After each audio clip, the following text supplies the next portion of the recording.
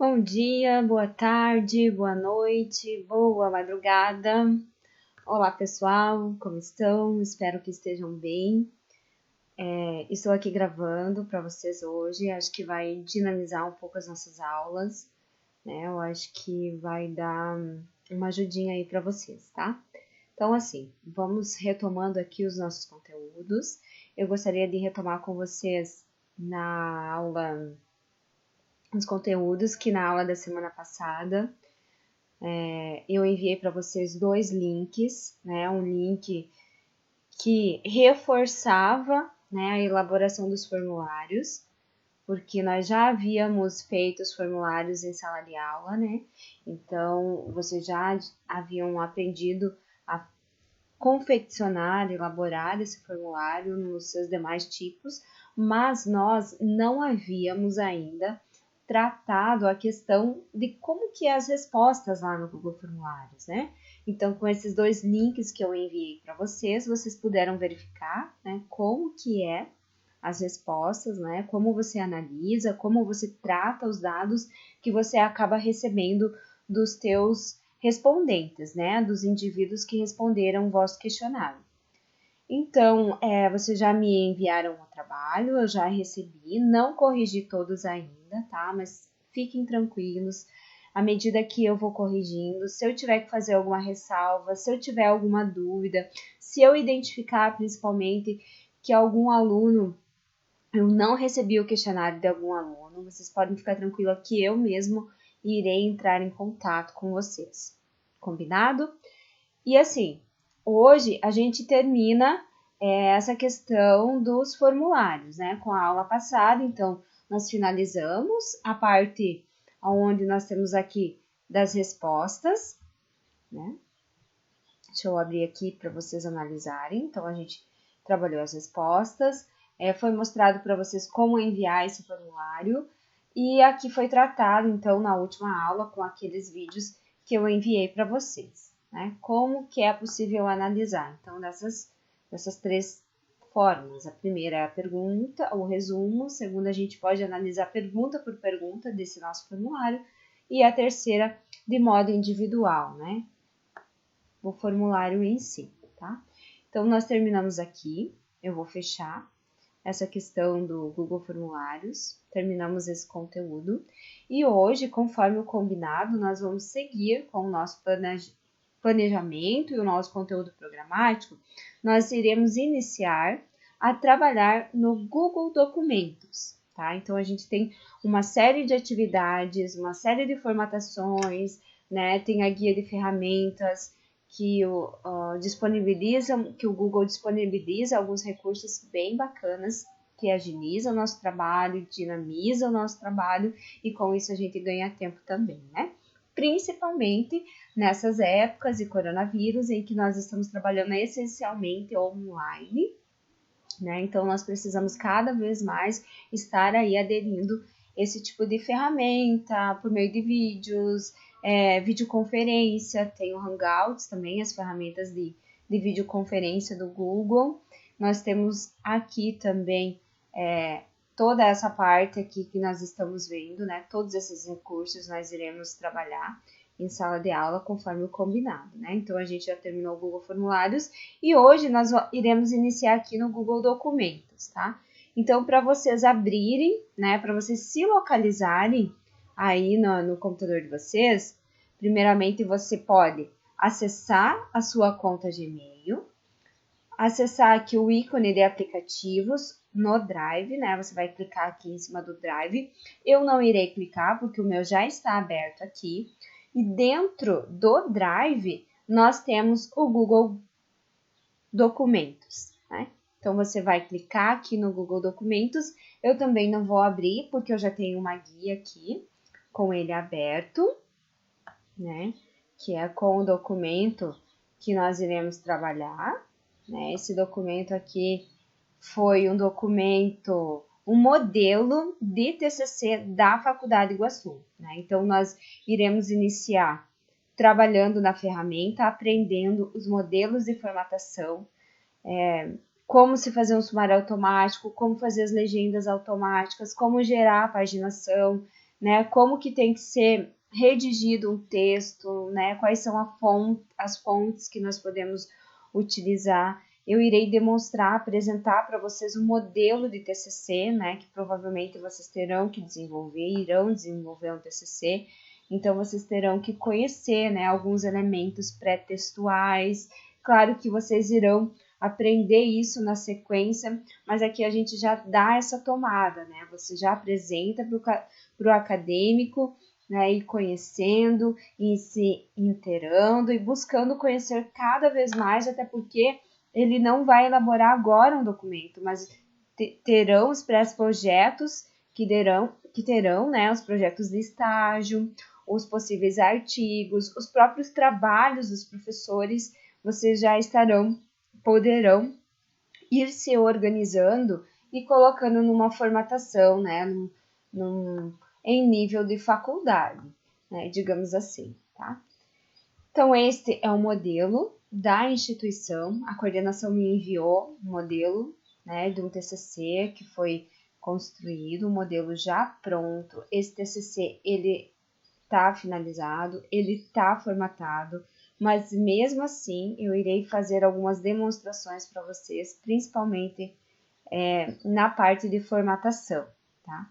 E é claro que é isso, a gente vai vendo no decorrer das aulas, principalmente agora, né, pessoal, que estamos tendo essas aulas à distância. Combinado?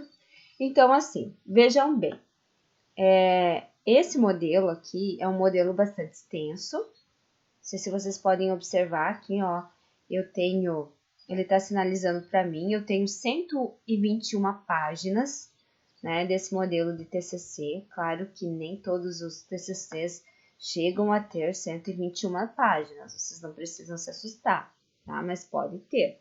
Então, primeiramente, né, o que vocês terão que colocar lá? O nome do orientador. Então, eu vou apagar aqui e vou colocar aqui o meu nome, tá? Como se fosse orientadora de vocês, né? O meu nome. E depois, o nome do acadêmico, né? Eu vou escrever aqui fulano de tal, né? Eu não sei se vocês já conseguiram identificar, mas existem duas formatações que são aceitas pelas normas da ABNT, né? Que é a fonte Arial e a fonte Times New Roman. Então, essas duas fontes são aceitas de acordo com as normas da ABNT. A Faculdade Iguaçu usa a fonte Arial. Então, nós precisamos seguir o modelo da faculdade, né, em convergência com o modelo em acordo com as normas da ABNT. Aqui, então, nós temos o título desse trabalho. Vocês observem, pessoal, que eu quero chamar a atenção para uma coisa assim que é bastante frequente a gente vê, principalmente nos primeiros anos, que os alunos eles buscam ainda formatar um título de um tamanho maior, né?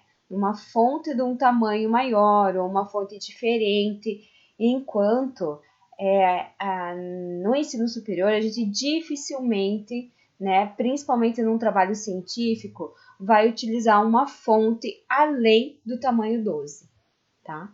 Então, no trabalho científico, nós iremos utilizar fonte tamanho 10 e fonte tamanho 12. 10 para quando pede, né, em tabelas, em legendas, né, em citações diretas longas que pedem recuo, né? Caso contrário, não. Caso contrário, será sempre a fonte tamanho 12 e Arial, tá, gente? Sempre Arial. Aqui nós temos o recuo, né?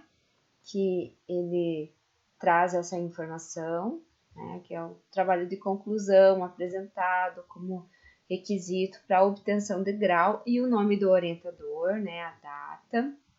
Aqui nós temos chamada a folha de aprovação, né, ou a folha da banca examinadora. Ela aqui, os professores que participaram da nossa banca atribuem a nossa média, né, qual foi a nossa nota no nosso TCC, e também aqui o nome dos orientadores com assinatura. Depois que você encaderna, essa folha ela vai estar lá, né, juntamente com o seu TCC encadernado, tá? A partir daí nós temos a dedicatória, né? A gente faz uma dedicatória do nosso trabalho, né? Para quem nós estamos dedicando, nesse caso aqui, dedicou-se aos familiares, aos amigos, aos professores. Aqui você pode dedicar esse trabalho para quem você quiser, né? Para quem você tenha vontade. Vamos passar aqui. Após a folha de dedicatória, nós temos o resumo. Então, o que é o resumo? Eu vou dar uma pincelada para vocês, porque vocês terão aula da metodologia do trabalho científico em que vocês irão aprender detalhadamente cada questão, né? Cada conteúdo. A minha função aqui é apenas trabalhar as formatações, tá? Então, fiquem tranquilos. Nós iremos trabalhar a formatação. Nessa aula, nós iremos gerar um sumário automático. Esse é o objetivo dessa aula, tá? Então, o resumo, nós temos aqui, ó. Para que serve o resumo? É o resumo do meu trabalho, por exemplo. Algum professor, algum acadêmico, porque esse meu trabalho vai ficar exposto lá na biblioteca, ele quer saber do que se trata, como o próprio nome diz. Eu já quero ler o resumo, né? Aqui no resumo eu devo conter o tema do meu trabalho, o objetivo, a metodologia, né? Quais são os métodos que eu utilizei para desenvolver e os principais resultados, né? Por quê? Aí o leitor vai ler o resumo e ele vai analisar e vai decidir se ele vai querer olhar o restante do seu trabalho ou não. É para isso que serve o resumo. Tem uma ferramenta aqui no Google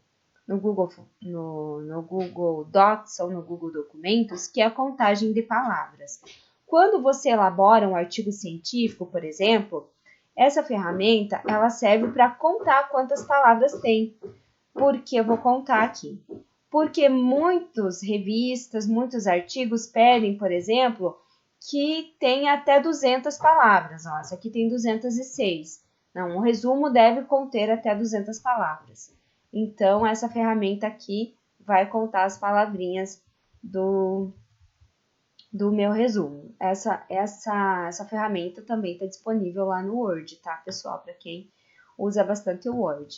E essa aqui são as palavras-chave, né, que mais direcionam o seu trabalho. Além da capa e da contracapa, a gente tem isso que são os elementos pré-textuais, né? Quais são os elementos pré-textuais? Essa ficha examinadora, né, da banca examinadora, a ficha de aprovação, em qual está contida a média de vocês e a assinatura de cada professor que participou na banca, o resumo, também um elemento pré-textual, e a lista de abreviaturas, ou seja, todas as abreviaturas que você utilizou no seu trabalho. Nós temos aqui, por exemplo, abreviaturas em instituições e SWOT aqui, né, que é chamada as análise de SWOT, que vocês verão com o tempo também. E a lista de figuras, pessoal. Então, vocês podem observar que nós temos aqui duas figuras, né? Figura 1 e figura 2, mas poderíamos ter muitas outras figuras. E ela traz o número da página. Então, essa lista, a gente também, né, nós iremos aprendê-la a fazer de modo automático, porque esse trabalho aqui é um tanto antigo e essas listas foram elaboradas todas na mão, né, pessoal? Imagine só a dificuldade de se elaborar uma lista na mão, porque deve ser a última coisa que você vai fazer. Imagina se tiver uma alteração, por exemplo, de um parágrafo e pode mudar a página, né? Então, se tivesse várias outras listas aqui, teria sido um trabalho enorme para formatá-la novamente, para fazer essa lista toda novamente, né? Fazer a conferência das páginas e dos títulos onde elas estão contidas. Temos também a lista de quadros. Olha só, esse trabalho tem muitos quadros e o trabalho de TCC de vocês podem ter, né, bastante tabelas, bastante quadros e bastante gráficos. Também foi elaborado manualmente e eu irei mostrar para vocês como nós iremos fazer isso de uma forma automática. Nós temos aqui outro elemento pré-textual, que são, né, na outra página, a lista de tabelas. Vejam só, temos muitas tabelas também. É um trabalho bastante extenso e eu tenho certeza que isso aqui deu muito trabalho para ser elaborado. Eu não sei se vocês conseguem identificar, pessoal, mas eu consigo. Ó. Quando eu seleciono, eu já posso ver que nós temos aqui espaços, né? Alguns números eles estão mais à esquerda, outros à direita. Eles não estão completamente alinhados. Isto é um problema que tem-se quando se realiza essas listas de modo manual, né? Como foi feito aqui, ó. Por exemplo, eu vou tirando os pontinhos e vou adicionando pontinhos. Então, para você alinhar todos eles, é complicado, né? Com a lista automática, nós não temos esse problema, como no sumário, né? Que vocês podem verificar. Isso deve ter dado um trabalhão enorme para quem fez. Eu só vou verificar aqui, que eu já tenho 15 minutos, né? 16 minutos de vídeo, tá? Então, nós iremos fazer esse trabalho. Eu vou pausar aqui e vou gravar outro vídeo para vocês ensinando como se fazer o sumário automático.